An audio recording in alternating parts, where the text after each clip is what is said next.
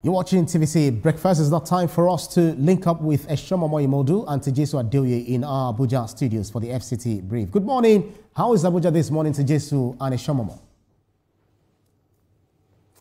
Good morning, Ibrahim. Abuja is doing fantastic, I must say. Thank you so much for asking. And we're missing Ria this morning. We wish her a quick recovery. Yeah, good morning, Nigeria, and it's good to be alive this Wednesday morning. Just 2 days to Friday. And you know why I'm always excited about Friday? Yeah.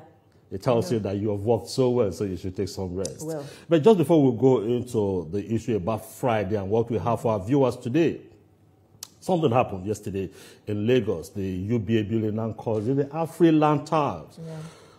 The fire incident. You want to say something about that? Well, aside this being shocking, first of all, I would say my heart goes out to everyone that was involved in that. That's really a tough situation, being in the place of work and having to go through that. I would say aside it being shocking, it also reveals how vulnerable our workplaces are in terms of emergencies. And it reveals a deeper issue of how prepared are we for times of emergencies. See people jumping out through the window, using ladder to escape. What is the kind of, emergency, how prepared are workplaces for times of emergency? Are there emergency exits? It's not just about installing fire alarms and all the extinguishers and all of that. Also, how safe are people in the place of work? I think this is something that, workplaces need to really look into. It's not just about the aesthetics anymore, install all the lights and all of that. What safety measures are put in place for workers while they are at work? I think this is a conversation that must be activated from now on. I think, you see, we have an institution of government that I feel is so much neglected, and government have to revisit it, the Federal Fire Service. Yeah.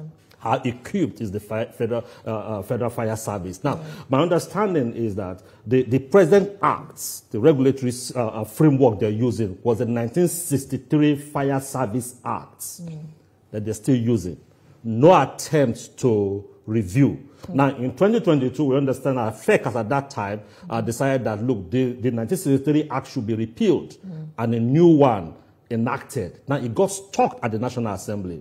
I also learned that only the House of Rep that have passed it. The Senate have not visited that act. Now, I think they should empower the fire service to regulate buildings. You can't have a skyscraper without adequate safety and escape facility. Look at the way people were jumping down from this tower, quite an as if we live in a banana republic.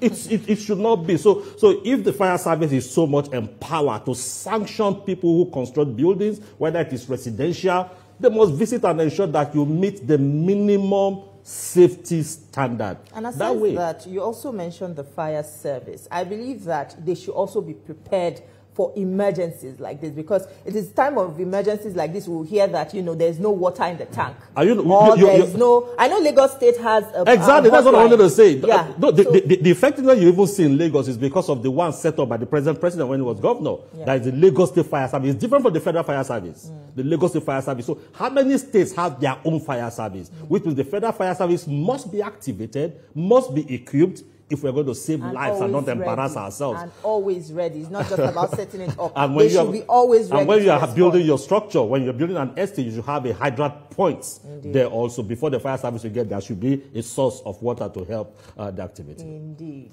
Well, let's move into what we have for you today.